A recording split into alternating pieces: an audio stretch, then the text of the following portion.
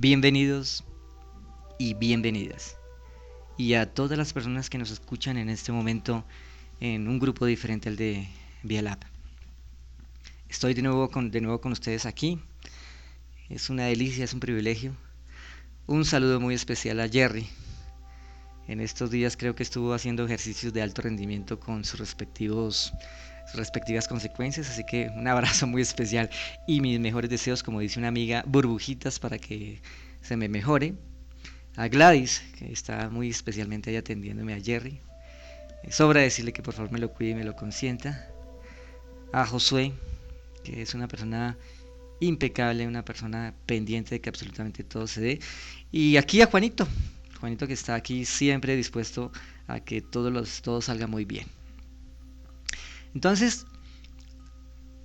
vamos a hacer un pequeño repaso de lo que se estuvo hablando en la conferencia pasada, en el programa pasado. Y en el programa pasado estuvimos hablando sobre el desdoblamiento del tiempo y el espacio. Y entonces eso genera como una especie de sensación de cómo se come eso, cómo se siente eso, para qué sirve eso y finalmente su aplicación. Y procuré al máximo de dar una serie de ejemplos, pues que poco a poco he ido entendiendo que la clave está en las metáforas, la clave está en los ejemplos. Les contaba del ejemplo de la señorita o la niña que refería como una especie de fobia a los delfines, a los tiburones, y que en esa estrategia de pensamiento había desarrollado un metamodelo que era el de parecerse lo más que pudiera a un delfín, y al hacer eso pues hizo unas mutaciones en su cuerpo que terminó convirtiéndose en una situación de salud, porque su cuerpo como ser humano no estaba preparado para ese tipo de mutación. Los que quieran escuchar lo que se habló, los invito a que el programa pasado de nuevo lo escuchen. Muchas personas les pareció interesante, les llamó muchísimo la atención y les voy a refrescar un poquito por qué es importante esta información del programa pasado y cómo encaja con el programa de hoy. Hoy estaremos manejando un tema que yo le llamo la danza de los magos, y la danza de los magos es una técnica que en su momento histórico fue la respuesta a un sinnúmero de procesos en mi proceso de investigación de la conciencia, y les podré contar en qué consiste este proceso y cómo aplicó en mi vida y cómo aplica en diferentes personas y por qué aplica. Y entonces tiene un eslogan, ¿no? Dice, ¿cómo lograr todo lo que deseas en tu vida? O sea, eso suena extremadamente prometedor y extremadamente y genera una responsabilidad muy alta a la hora de hacer una promesa como esta. Entonces en eso se trata la danza de los magos. Y les explicaría ahorita por qué se llama la danza de los magos y de dónde nace ese concepto. Por qué Pablo Torres decide llamarle a esta propuesta la danza de los magos. Y esa es la promesa. Cómo lograr todo lo que deseas en tu vida. Y obviamente eso me incluye a mí mismo. El programa pasado encaja muchísimo con este por una sencilla razón. Vuelvo y le repaso lo que les decía la vez pasada. De acuerdo al señor Garnier, él habla sobre que existen tres posibilidades en la vida del ser humano. Tres posibilidades. ¿Y cuáles son esas tres posibilidades? El pasado, el presente y el futuro. Todo el tiempo esa es la tesis. El pasado, el presente y el futuro. Ahora les voy a complicar un poquito más la tesis.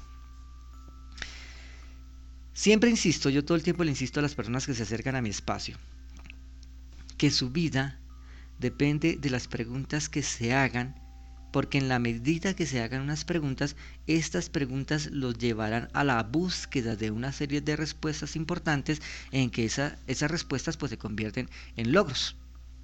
Entonces todo el tiempo le digo, usted está en una situación actual consecuencia de unas preguntas que se hizo en el pasado, sea que sea consciente o no, y esto está ocurriendo en este instante. Entonces es cuando le empiezo a insistir, entienda por favor que su vida en este presente es consecuencia de unas preguntas que usted se hizo en el pasado. Pero se los voy a poner en otros términos. Una respuesta solo puede existir si existe una pregunta. Eso suena a juego de palabras, una respuesta solo puede existir si existe una pregunta. Se los voy a poner en un ejemplo. Vamos a suponer que uno de ustedes decide, vamos a suponer que deciden comprar carro. Podrían ser comprar casa, podría ser comprar unos zapatos, podría ser comprar un vestido, hacer algo. Entonces vamos a suponer que la decisión es comprar un carro. Y entonces dice, oiga, voy a comprar un carro. Y se lo comenta a algún amigo o se lo comenta a alguien. Y ese alguien le dice, ah, buenísimo, felicitaciones, felicitaciones. Cuénteme, ¿qué carro quiere? Y entonces, no, pues un carro bueno. Sí, pero sea mucho más preciso.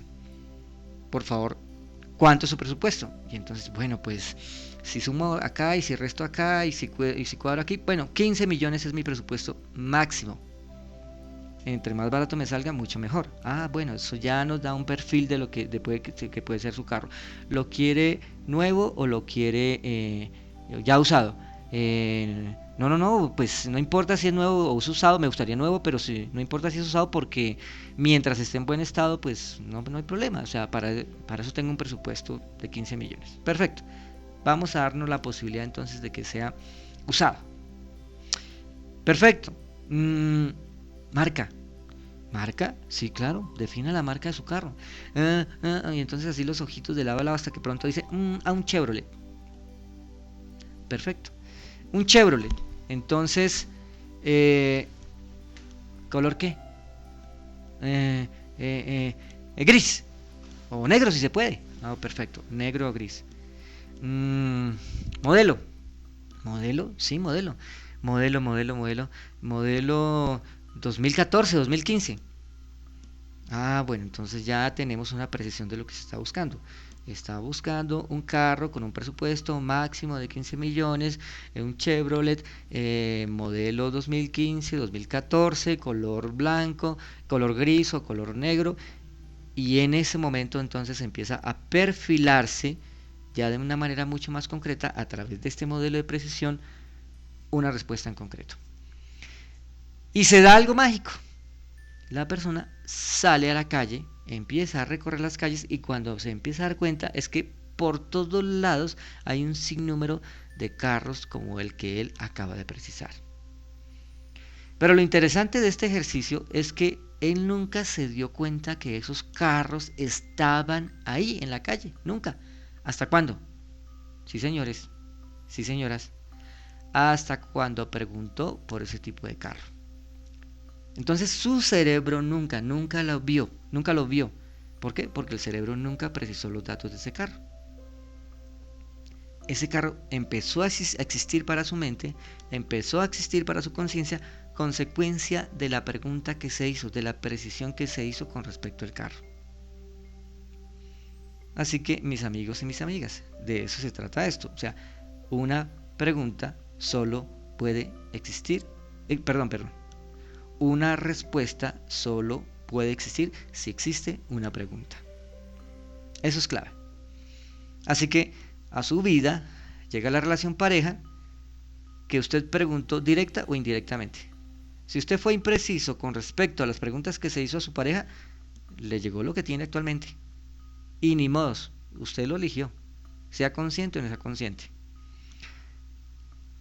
Su profesión, sea consciente o no sea consciente, usted de una manera precisa o imprecisa, usted eligió su profesión. Su realidad actual, su escenario profesional, su escenario empleo, su escenario ingresos, el lugar donde vive, es consecuencia de eso.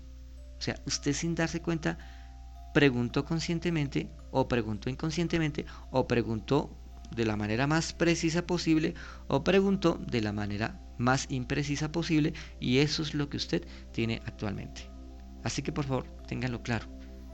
Todo lo que está ocurriendo en su vida no es más que consecuencia de una pregunta que usted hizo y que en la medida que esa pregunta fue lo más precisa posible, pues esa respuesta fue lo más precisa posible. Para que por favor lo tengan claro o lo tengan en cuenta.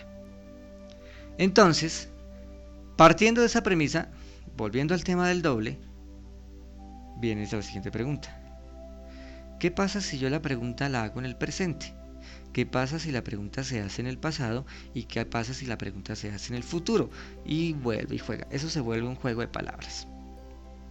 La teoría dice, y toda la experimentación del proceso dice, que lo correcto, lo ideal, lo apropiado, lo beneficioso es que la pregunta se haga desde el pasado, pero la pregunta del pasado se hace a través de mi presente y mi presente genera un futuro potencial beneficioso. Luego ese futuro potencial beneficioso yo lo recuerdo, o sea, actualizo mi presente y vivo esa posibilidad. En su momento nos daremos a la tarea de entender qué significa todo eso. Me costó mucho tiempo estudiar y entender ese concepto, pero ahí les dejo esa píldora. ¿Qué pasa si la pregunta la hago desde el futuro? ¿Qué pasa si la pregunta la hago desde el presente? ¿Y qué pasa si la pregunta la hago desde el pasado? Son completamente diferentes los escenarios, completamente diferentes. En que lo más inapropiado, como para acabar de cerrar el tema, es hacer la pregunta desde el futuro. Ahí se las dejo. Lo más inapropiado es hacer la pregunta desde el futuro. Lo medio apropiado es hacerla desde el presente y lo ideal es hacer la pregunta desde el pasado. Así que ¿cómo hago para conectarme con ese pasado para que la pregunta salga desde sus orígenes? Sé que suena fuerte, sé que suena extraño y sé que les estoy confundiendo, pero tiene su sentido lo que les estoy refiriendo. Aquí aparece otra tesis interesante que es esta. ¿Cuál es la verdadera razón por la que yo hago algo? Que nada tiene que ver con lo que yo infiero por lo que lo estoy haciendo. ¿Cuál es la verdadera razón? Entonces yo podría estar refiriendo que yo estoy haciendo un emprendimiento porque es que desde la ética y desde los valores estoy ayudando a todo el mundo y quiero crear una posibilidad para la sociedad, cuando si yo soy lo suficientemente honesto conmigo, lo estoy haciendo porque descubrí que es un mecanismo con el que puedo tener el dinero suficiente para vivir tranquilo, o el dinero suficiente para darme unos gustos, o el dinero suficiente para sentirme libre, o el dinero suficiente, en el caso más extremo, ejercer poder. Pero como a los seres humanos nos gusta decorar todo, ponerlo todo bonito, que se nos vea que somos personas éticas y morales, pues decimos que es para cuidar a las personas. Pero que si yo voy y pregunto de fondo, encontraré la verdadera respuesta. Y todo se reduce a un solo concepto. Los seres humanos todo el tiempo están tomando decisiones supervivencia. Supervivencia. ¿Qué quiere decir eso? Que los seres humanos constantemente procuran alejarse de una situación de muerte, miedo, dolor, procuran aproximarse a una situación de placer, bienestar, inmortalidad, vida, y que eso ocurra de la manera más fácil posible o de la manera más fluida posible. Y no importa qué haga, sea que sea conductor de un carro, sea que cocine, sea que haga un macroproyecto, vayan y miren y verán que en realidad la persona lo está haciendo por física supervivencia. No lo está haciendo por ninguna otra razón diferente. Eso suena muy fuerte. Que después decida decorarlo y decida ponerle palabras bonitas y decida ponerle florecitas es otra cosa. Pero hasta qué punto la persona es lo suficientemente clara y honesta por la verdadera razón por la que está haciendo algo. Entonces eso genera una serie de relaciones dependientes, casi que una serie de relaciones manipuladoras, pero son unas manipulaciones bien interesantes. Yo siempre digo que existen dos tipos de ética. Las dos siguen siendo ética, pero está una ética que se llama la ética de rebaño. Y está la otra ética que se llama la ética de caballeros.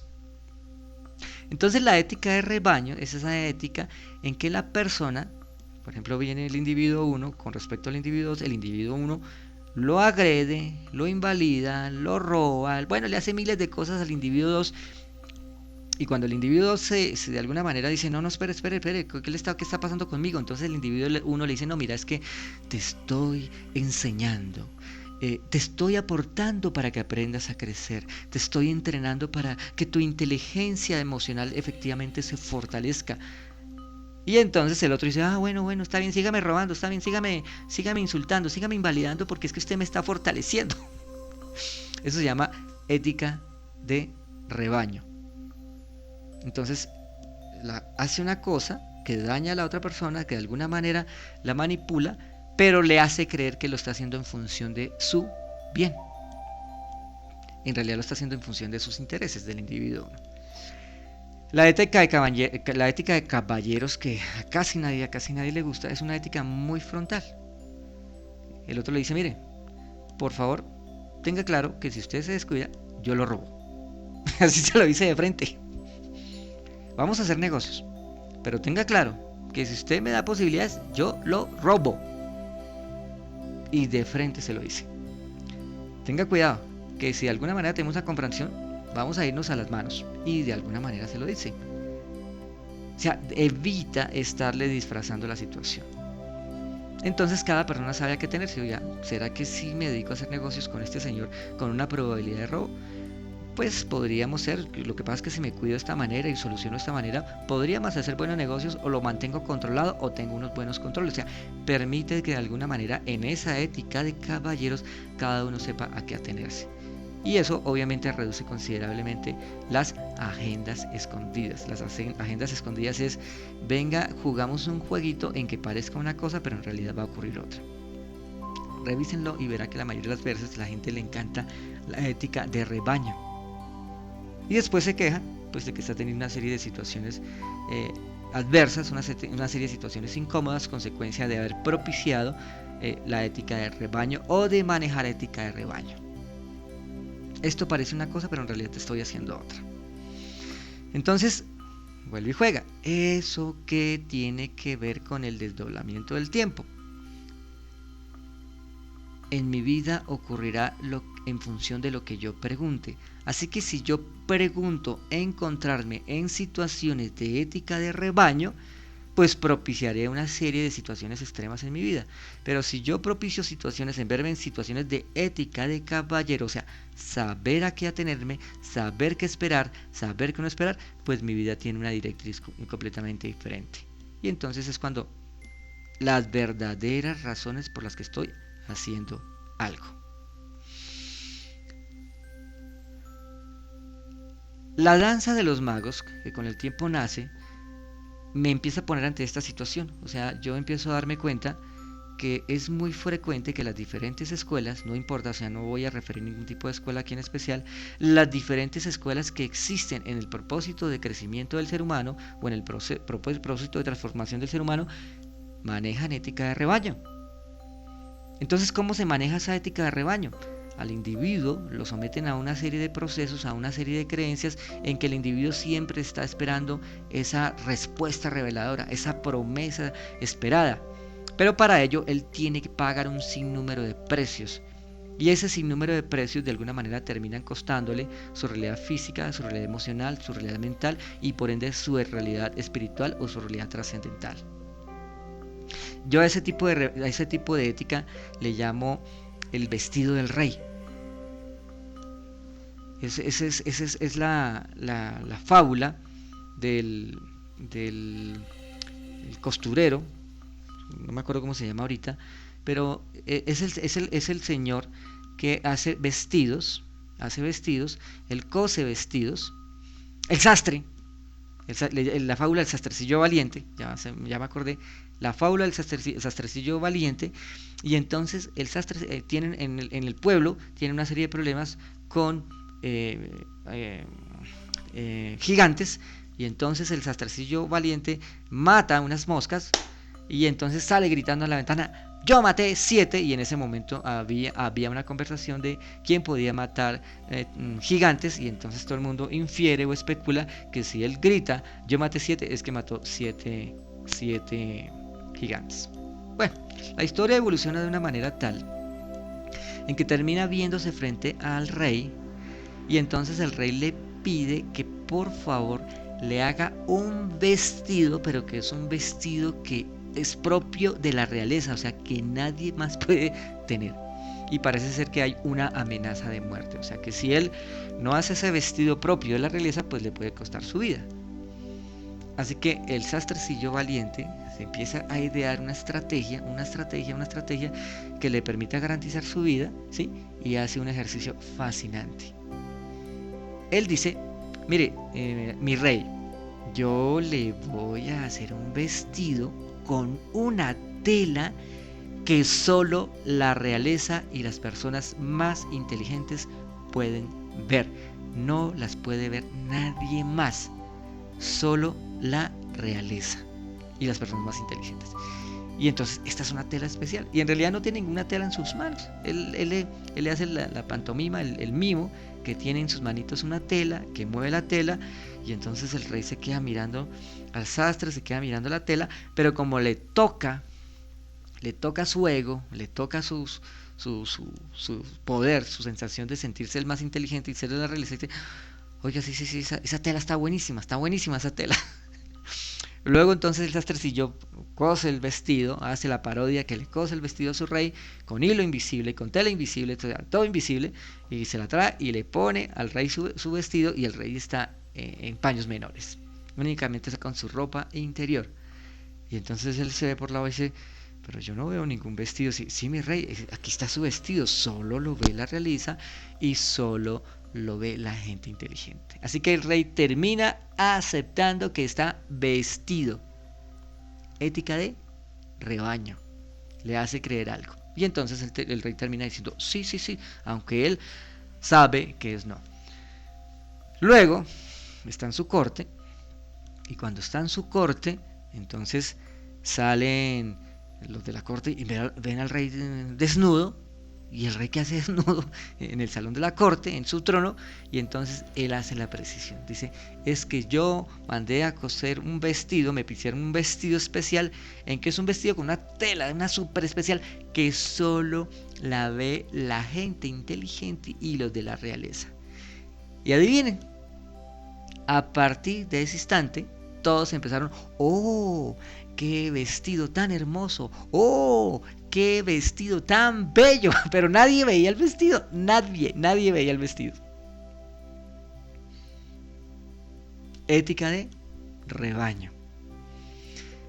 Parece una cosa, pero te voy a hacer creer que es otra. Y vas a decir que sí. ¿Por qué? Porque voy a hacer lo necesario para tocar las diferentes variables por las que tú te atreverías nunca te atreverías a hacer que no. O sea, de esto depende que te sientas inteligente, de esto depende que te sientas rico, de esto depende que te sientas poderoso, de esto depende, porque si no haces eso y no me dices sí, no eres eso, te invalido automáticamente. Y la otra persona pues termina cediendo. Eso se llama ética de rebaño. Entonces, con el tiempo, como que algo empieza a salirse del lugar, hasta que finalmente alguien se para de frente y dice, no, lo siento por ustedes, pero ustedes están locos. Aquí no hay ningún vestido, aquí no hay ninguna tela especial. Mi rey, usted está sin ropa. Y en ese momento, cuando mi rey, alguien le hace la segunda, se atreve a pararse al frente y decir, no, mi rey, ahí no hay ropa. Automáticamente entonces la corte, que en un principio se vendió en su necesidad de aceptación, en su necesidad de reconocimiento, sí, empezaron a decir, sí, mi rey, nosotros tampoco vemos su vestido, tampoco vemos su ropa. Y finalmente el rey dice, sí, yo tampoco la vea. Y finalmente el sastrecillo valiente empieza a pasar sus dificultades y desenmascaran ese ejercicio. Entonces, ¿hasta qué punto yo me veo constantemente en una situación de ética de rebaño en la que yo, por evitar caer mal, por evitar caer por una persona poco inteligente, una persona poco importante, entonces yo tengo que decir que sí a algo? Danza de los magos nace como consecuencia de eso. Un día me acuerdo que voy a una escuela, y entonces en la escuela estaban manejando una técnica, que esa técnica la preparación duraba como 2 o 3 semanas. Era un grupo como de unas 20 personas, y entonces me invitaron. Y estaban manejando una técnica y yo llegué, mucho gusto, ¿cómo me les va? Bienvenidos, los saludé, los abracé. Y de pronto yo empecé a verlos y no sé qué. Y Pablo, ¿y tú qué sabes hacer? Yo manejo unas técnicas del monasterio, manejo unas técnicas Shaolin, unos entrenamientos especiales de alto rendimiento. ¡Ay, qué chévere! ¿Y nos podrías enseñar algo? Yo, claro, con mucho gusto, encantado. O sea, sin ningún misterio. Y de pronto yo empiezo a manejarles una técnica especial, es una técnica que se llama la técnica de enraizamiento, en que esa técnica coge la persona y una vez que se maneja que textualmente como si le salieran raíces en el piso, es una técnica que se utiliza en técnicas de combate, que se llama la camisa de hierro. La persona es muy complejo, si se sabe anclar en el pie, si se sabe anclar en el piso, es muy complejo que la puedan levantar. O sea, vienen dos, tres personas y la empiezan a alzar. Y si la técnica es bien manejada, el esfuerzo que se tiene que hacer para alzarla es muy, muy alto. Y obviamente se hace la siguiente dinámica, que es no alzarla. Y se procura hacer entre dos personas, o sea, para evitar que el problema sea un problema de apalancamientos o de centro de gravedad o que está mal tomada. Entonces lo que se hace es que una persona se pone en un lateral, en una posición de tal manera que le dé la suficiente fuerza posible, se engancha bien de los brazos, y la otra se pone en el otro lateral. O sea, se evita que al máximo haya algún tipo de manipulación asociadas a las palancas o a los centros de gravedad, porque se puede dar una técnica en que se hace ese efecto. Y cuesta trabajo alzarla. Si la técnica es bien manejada, la persona se queda anclada y para nada la pueden alzar. El caso es que fue interesante como bueno, venga, les muestro esta técnica que les va a encantar muchísimo de acuerdo a sus entrenamientos que ustedes están haciendo, bla, bla, bla, bla, porque están muy orientados a la meditación. Y pasa una persona, le activo la técnica y le digo, pase usted la alza.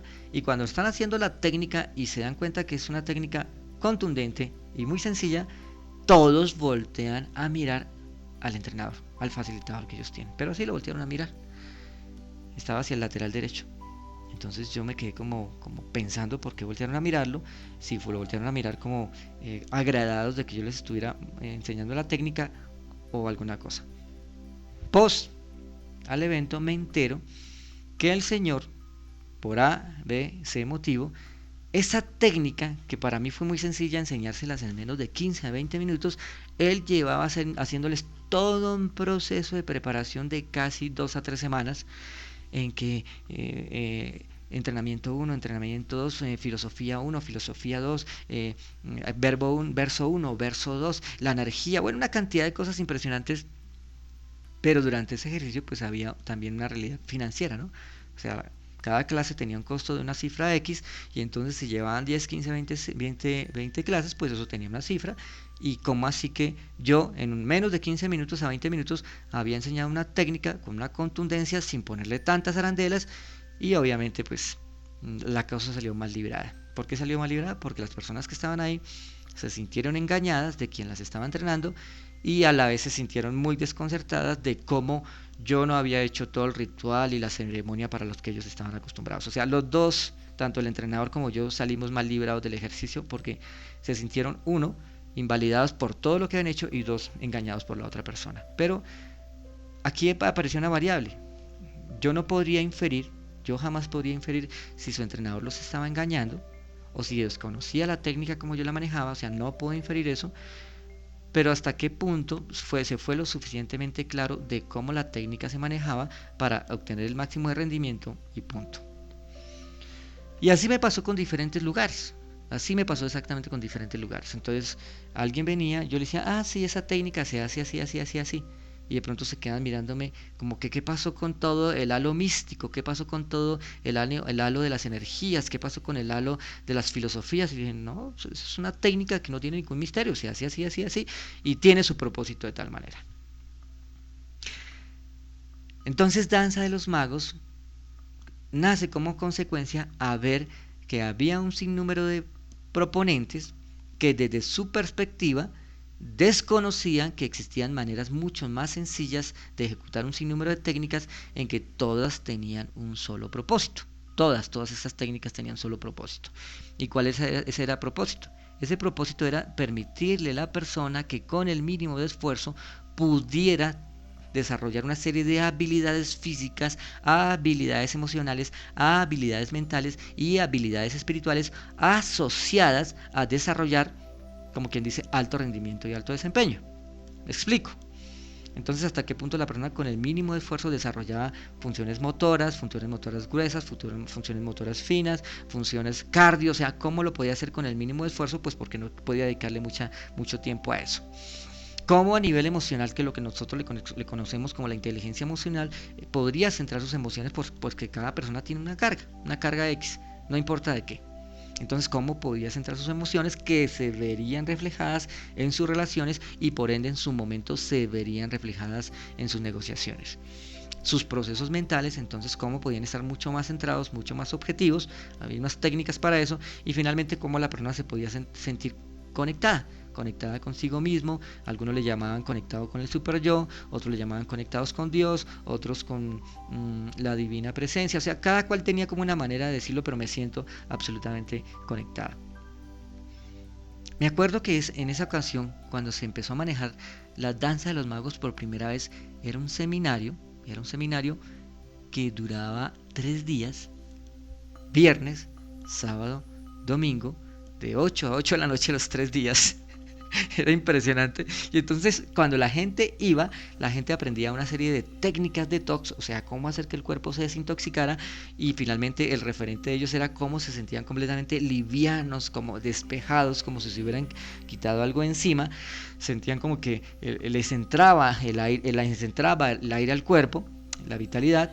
Habían unas herramientas de técnicas de respiración precisamente, en que esas técnicas para mí eran palitos y bolitas. ¿Por qué? Porque yo venía de un monasterio, era una cosa muy básica, pero para ellos era todo un movimiento energético de cómo tenía que hacerse esas técnicas de respiración, y hacíamos unos ejercicios casi que de ejercicios de pues, trabajo físico. Me acuerdo que les decía a alguien, bueno, venga, les enseño cómo se maneja la técnica de respiración abdominal, y le decía a alguien del grupo, el que fuera más pesado, venga por favor y se para encima de mí en el abdomen. Su propósito va a ser evitar que yo pueda respirar, y entonces él parado de mí, yo llegaba y le lo levantaba, y luego se para en mi pecho, o le decía a 2 personas, por favor háganse encima de mí, van a evitar que yo respire, y tenía una fortaleza física de tal manera que podía desplazarlos y poder respirar común y corriente, y luego las implicaciones que tenía esa respiración en su salud.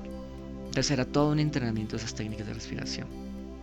Había unos entrenamientos que se llamaban entrenamientos de respuesta neurovegetativa. En términos occidentales se conocen como entrenamientos de automaticidad, así se les llama.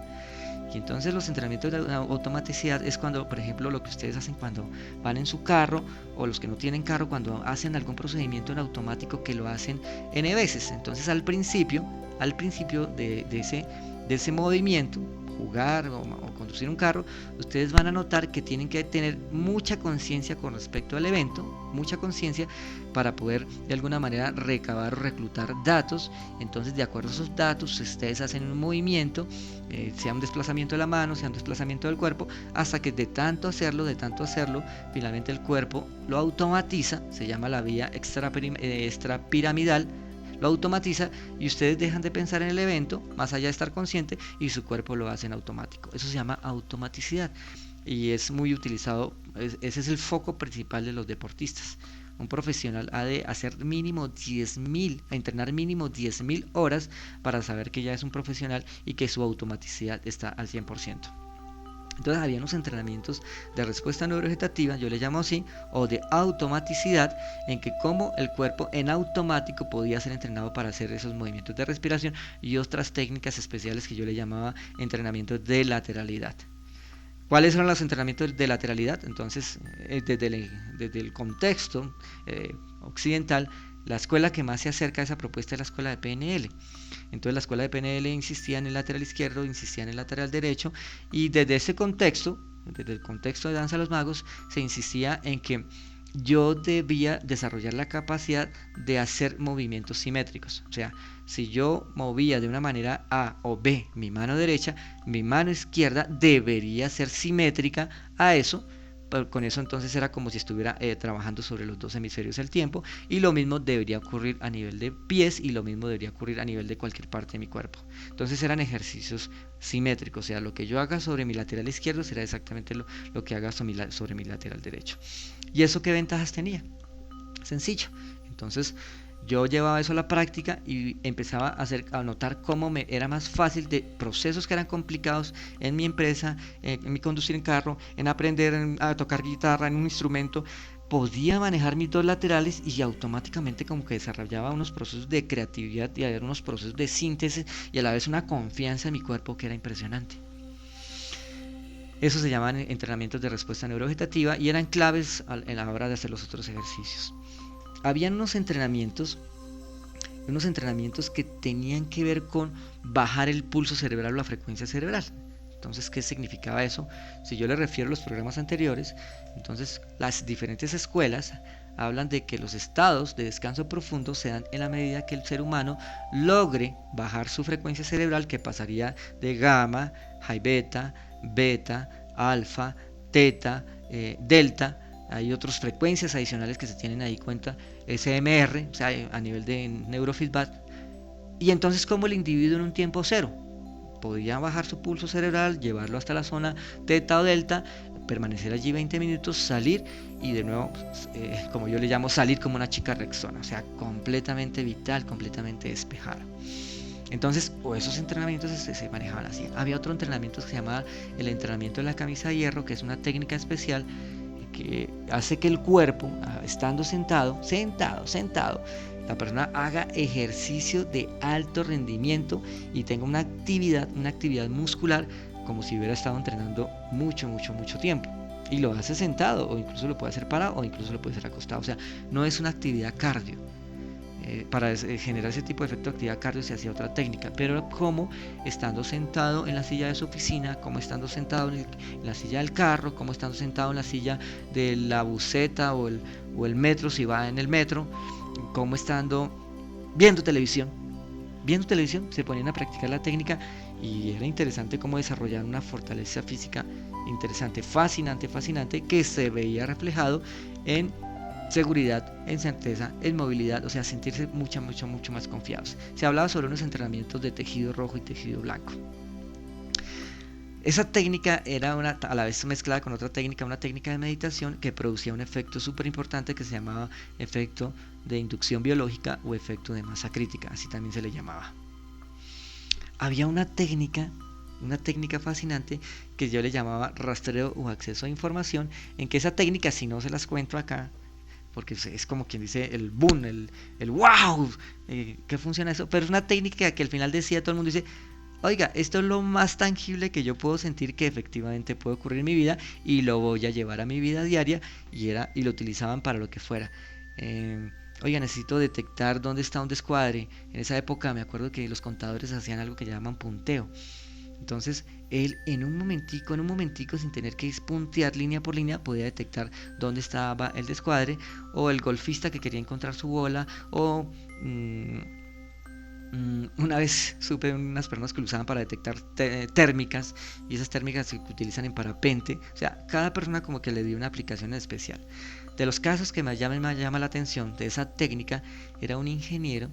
En esa época Telecom era el dueño de las comunicaciones aquí en Colombia, y entonces era el ingeniero en jefe de todas las repetidoras y todas las estaciones a nivel nacional.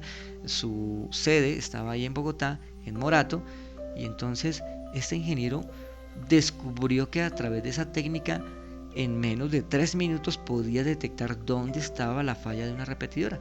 Y entonces la cantidad de tiempos que gastaba vía telefónica se redujeron y se volvió mucho más efectivo. Y cuando él decide que ya se va de Telecom, o sea, que ya se pensiona, él monta su propio negocio y descubre que esa misma técnica la puede utilizar para detectar clientes ideales o hacer negociaciones importantes. O sea, la técnica de cómo encontrar esas condiciones especiales.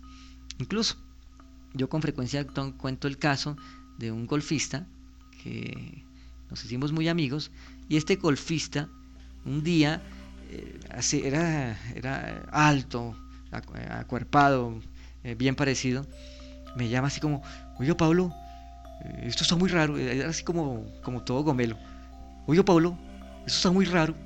Le digo, ¿qué pasó, Juanchito? Hermano, que tengo el cuerpo como que me tiembla todo, como que pego unos saltos, Pablito. Le digo, ok, ¿y dónde está? Me dijo, pues estoy en el campo de golf. ¿Y qué está haciendo? No, pues estoy practicando, estoy jugando. Ok, y entonces, no, pues que estoy que salto y no puedo jugar bien. ¿Qué hago? Entonces yo le digo, así como aquí locurando, a ver, yo digo, a ver, ¿qué puede estar pasando? ¿Qué puede estar pasando? Y le digo, y se me ocurrió, o sea, se lo soy honesto, no se me hubiera ocurrido. ¿Sí? Hágame un favor, mire su entorno, observe su entorno completamente a ver qué percibe. Y entonces cuando percibe su entorno, se queda mirando, y en la lejanía había una tormenta eléctrica. lejos. Y se veían así los rayos, ¡pum!, los relámpagos. ¡Uf! Y de pronto él se queda mirando los relámpagos y se da cuenta que su cuerpo se está estremeciendo con esos relámpagos. Pero lo más interesante es que él no los escuchaba, o sea, no fue una inducción o un estímulo propio de un sonido, sino que había una serie de actividades o hiperactividad eléctrica en el ambiente que su sistema nervioso estaba detectando esa hiperactividad eléctrica. Y entonces empieza a sobresaltarse y de pronto, emocionado, me dice: oiga, Pablo, es una tormenta eléctrica y es la que me hace saltar. Y entonces le digo: ¿y la escucha? No, ni siquiera la escucha, está lejísimos. Y eso no es peligroso. Y le digo: pues no, que la tormenta está súper lejos. Y entonces, no, entonces ¿qué hago? Le digo: pues dígale a su cuerpo que se estabilice y que suelte el problema y para que siga jugando. La cosa no pasó ahí. Ya, terminó. Fue una anécdota, pero me encantó cómo él logró sentir esa tormenta eléctrica en la lejanía. Luego, un día estábamos en un seminario y salimos a comer, salimos a almorzar. Y en el momento que salimos a almorzar, yo lo vi de nuevo y él estaba dejando con una técnica que se llama una técnica de respuesta neurovegetativa de automaticidad, dejando que su cuerpo eligiera la comida, el almuerzo. Entonces había otro que estaba molestando, le dije: ¿qué es que está bendiciendo el almuerzo? Y él se quedó mirando, le dije: estoy escogiendo mi comida. Y estaba permitiendo que su cuerpo sintiera cuál era la mejor comida o la comida que más le podía beneficiar en ese momento. Y con el tiempo descubrió que lo podía usar para absolutamente todo. Era un alumno muy juicioso con unos resultados fascinantes.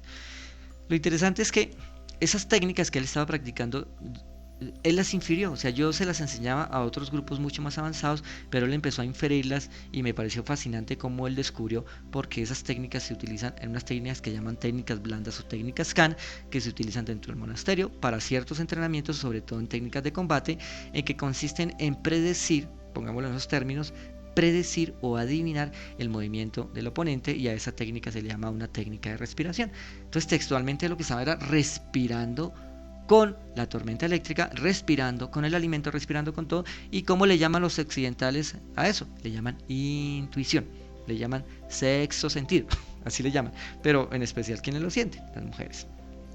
Y con el tiempo vi cómo personas que hacían negociaciones usaban esas técnicas, esas herramientas para definir si la negociación le era lo más propicia o lo menos propicia posible. O sea, hay un sinnúmero de aplicaciones. Recuerdo muchísimo que dentro de esas técnicas estaban las técnicas de TOX, las técnicas de respuesta neurovegetativa, las técnicas de respiración, las técnicas de acceso a información, las técnicas, o sea, habían otras técnicas adicionales fascinantes. Pero para que las personas pudieran asimilar todas estas técnicas, hubo que encontrar como una fórmula amigable, muy amigable. ¿Y cuál era esa fórmula? La danza. Entonces de ahí nace el concepto de la danza de los magos, en que yo le mostraba a las personas que en un principio podían dejar que su cuerpo se moviera neurovegetativamente, o sea, se llama el estado del cero esfuerzo, o sea, las manos solitas levitan en el cuerpo y la persona en el espacio, y la persona solo se da cuenta de que sus manos se están moviendo, pero ya no interactúa con eso. Se le llama un estado de cero esfuerzo, Tai Chi. Y entonces se utilizaba música para que la persona pudiera hacer esos movimientos que al principio eran muy toscos, como muy mecánicos, pero con el tiempo empezaba a fluir. Y luego yo le mostraba a las personas cómo la música estaba en absolutamente todo, cómo el viento era música, cómo el sol era música, cómo el agua era música, cómo el mar era música, o sea, cómo la música estaba en absolutamente todo y cómo su cuerpo podía danzar con esa música. Este tipo de técnica, algunas personas lo confunden con otra que se llama danzaterapia o musicoterapia. Eso no tiene que ver con esta técnica. O sea, esto es una técnica netamente Shaolin, que yo lo que hice fue contextualizarla dentro de un marco danza para que la gente se diera cuenta que ella podía hacer que su cuerpo fluyera con absolutamente todo.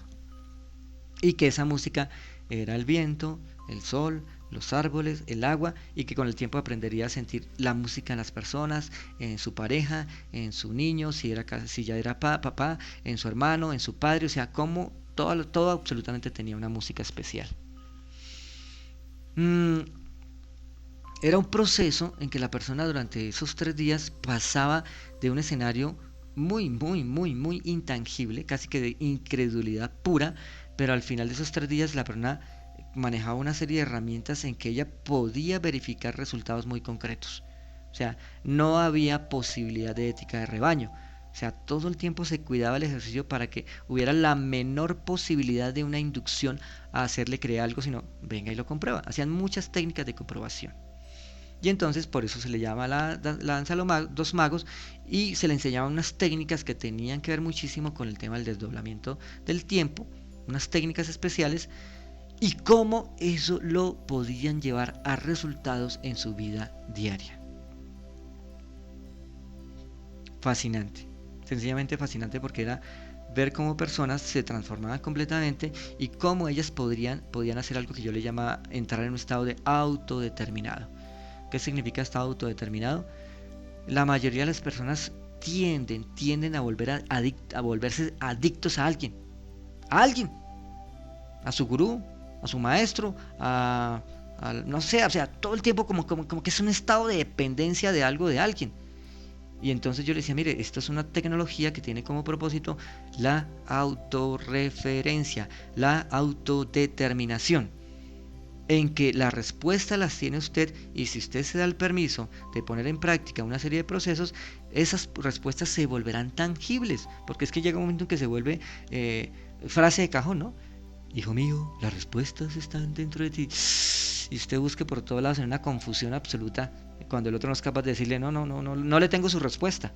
Entonces aquí había una serie de técnicas muy muy concretas en que la persona podía encontrar soluciones a un sinnúmero de situaciones físicas, situaciones emocionales, situaciones mentales, situaciones sociales, en esas situaciones.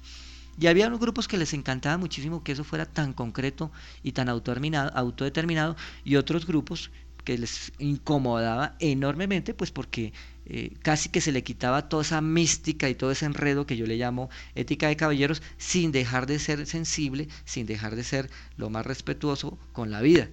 Entonces yo decía, no, esto es muy sencillo, mire, paso 1, paso 2, paso 3, y haga lo que tiene que hacer para que usted logre regresar a su centro, para que usted pueda ser un ser autodeterminado. En una ocasión me pasó algo que me llamó muchísimo la atención. ¿Y qué fue lo que me pasó? Yo me acuerdo que en esos inicios de Danza de los Magos, yo muy, muy emocionado, técnica 1, técnica 2, técnica 3, técnica 4, y cuando terminaba por allá en la técnica 40, técnica 20, y yo veía que todo el mundo estaba congestionado, y me decía, espera, Pablito, espera, que es que ya tengo estreñimiento mental, o sea, todas son exquisitas, todas son especiales, todo lo que nos muestra es espectacular, pero ya no puedo más, necesito ponerle orden a todo lo que usted me está diciendo. Yo decía, tan raro, si esto es tan básico. Pues claro, yo vengo de un monasterio, y como vengo de un monasterio, pues todos los días lo practico, y yo pues había pasado por alto que eso requería un proceso de preparación, y me parecía que era extremadamente simple y que había que entregarlo por lo simple que era y lo efectivo. Obviamente, yo, bueno, creo que en programas anteriores lo conté, cuando yo salgo del monasterio me estrello con la vida civil. Así le llamo, la vida civil. Entonces la vida civil es: pague arriendo, pague servicios, usted ya es papá, entonces encárguese de los ejercicios de ser papá, de su señora. O sea, eso fue muy, muy, muy fuerte. O sea, esa realidad. Porque allá en el monasterio, no, qué cosas son eternas, todo es maravilloso, paz, prosperidad, abundancia. Y cuando salgo a la vida civil, la cosa se puso a otro precio. Entonces nace esa propuesta como una propuesta comercial. Era una propuesta comercial, y entonces obviamente esto es un tema de emprendimiento, ¿no? O sea, cómo hacer que mi cliente se sienta lo suficientemente satisfecho. Y entonces ahora aparecen, en esa época no existían las teorías de y valor agregado, y entonces no, eso no existía, solo existía satisfacción del cliente total. ¿Sí? Ahorita es que ya existe el modelo Canvas y existe la propuesta de valor, pero en esa época era sencillito: le gustó, no le gustó, y qué hago para que le guste y regrese. Y yo me acuerdo que mis clientes venían, practicaban de danza de magos, salían emocionados, salían felices, me abrazaban, de hecho se desbordaban en elogios y en agradecimientos, y no volvían. y no volvían. Entonces, ¿qué pasó con mis clientes estrellas? Porque se supone que mi cliente viene, me recompra, me trae más clientes, o sea, es una estrategia comercial, o sea, conquistar clientes nuevos es muy exigente, muy exigente. Entonces, el cliente conquistado ya es el ideal. Y pero mi cliente se iba y no volvía. Y yo, ¿qué pasó aquí? Y en esa época, no, un estado total de analfabetismo, pero analfabetismo puro comercial, ¿sí? Tenía todas las respuestas del mundo, menos ser comercial. Hasta que un día me encuentro, como al año, una de las participantes, y yo me la encuentro y la saludo súper emocionado. ¿Cómo estás? ¿Cómo te va? ¿Qué has hecho? Y ella me saludó emocionada, Pablito, me abraza, ¿cómo te ha ido? Qué rico verte. Yo, bueno, cuéntame, ¿cómo te ha ido? Me súper bien. Le digo, ¿y qué significa eso? No, con cada una de las herramientas he hecho esto y he hecho esto y esto. Y me empieza a contar un sinnúmero de logros impresionantes. Y yo le decía, ¿y estás contenta con lo que recibiste? Sí, claro, estoy súper contenta, feliz. No entiendo. Entonces me dice, ¿y qué no entiende? Dice, si estás tan contenta, ¿por qué no volviste? Le dije yo. Me dice, queda mirándome así, con unos ojos amorosos, amorosos. Y me dice, Pablito, en esos 3 días me diste tanto, tanto, tanto, tanto, que ha pasado un año y todavía lo estoy procesando. Todavía lo estoy procesando. Y yo me quedé como, ¡ploc! O sea, ve. ¿Y estás teniendo resultados? Sí. Bueno, entendí que esos 3 días de danza a los magos, que parecían para mí muy básicos y muy elementales, eh, eh, era una información densa, exquisita, deliciosa, pero densa. Y de ese proceso se subdivide, de esos 3 días se subdivide en un proceso que nace un total de 21 seminarios. Luego se filtran, y de esos 21 seminarios nacen 7 seminarios. Y en esos 7 seminarios logré hacer que la información fuera lo más amigable posible, lo más efectiva posible, lo más eficiente posible, y que cada persona lo pudiera lograr. Entonces, lo que hemos estado hablando en los diferentes programas es de alguna manera pequeños temas que se manejan en Danza de los Magos, y que estoy seguro que a la medida que ustedes se den el permiso de poner en práctica esta herramienta, van a tener resultados fascinantes. La cámara nace como consecuencia de eso. En un principio se llamaba una técnica de caja negra, así se le llamaba. Y empiezo a buscar cómo hacer que las personas con mayor facilidad puedan entrar en procesos profundos de descanso, porque pues a nivel grupal el grupo es muy, muy, muy heterogéneo. O sea, trabajar con una persona es muy sencillo. Pero cuando empiezo a tener a nivel grupal, ¿cómo hago para que las personas entren en unos estados profundos de descanso y lo puedan hacer un tiempo corto? O sea, apenas tengo para trabajar con ellos 2 días, no tengo más. Entonces nace un efecto que se llama el efecto cúpula o el efecto botella, que en su momento les podré contar mucho más de fondo en qué consiste el concepto del efecto cúpula o el efecto botella, que es una investigación fascinante, les va a encantar, y sobre todo les va a encantar por lo concreta que es, sin dejar de tocar ese nivel de sensibilidad o ese nivel de trascendencia. Más que nunca aporta ese nivel de sensibilidad y trascendencia. Vienen unos cubanos, vienen de Cuba, del Instituto de Oncología, INOR, y ellos se interesan por mi propuesta, y con ellos aprendo otras herramientas importantes que integro a esta propuesta, y me permite darle forma al proceso. Entonces, ¿qué dice la gente cuando viene a Danza de los Magos? La gente dice, ¿sabes qué? Descubrí que finalmente me conozco a mí mismo, descubrí que existo. Es lo que dice la gente de Danza de los Magos, descubrí que existo. Descubrí que la solución todo el tiempo la he tenido yo. Descubrí que las soluciones son sencillas. Descubrí que me siento en paz. Una vez alguien me decía, estoy preocupado. Y le digo, ¿y por qué está preocupado? Dice, pues estoy preocupado porque yo nunca me había sentido tan tranquilo, y eso es muy raro. O sea, eso es como peligroso, sentirse tan tranquilo, porque hay que tener como su nivel de urgencia para hacer cosas. Yo le decía, ¿usted se da cuenta de lo que me está diciendo? Sí, es que es muy raro que yo me sienta tan tranquilo, o sea, me preocupa que me sienta tan tranquilo. Yo, bueno, listo. Eso es lo que yo sé hacer, eso es lo que hacen estas herramientas, que usted pueda sentirse lo suficientemente tranquilo y centrado para que pueda volverse objetivo.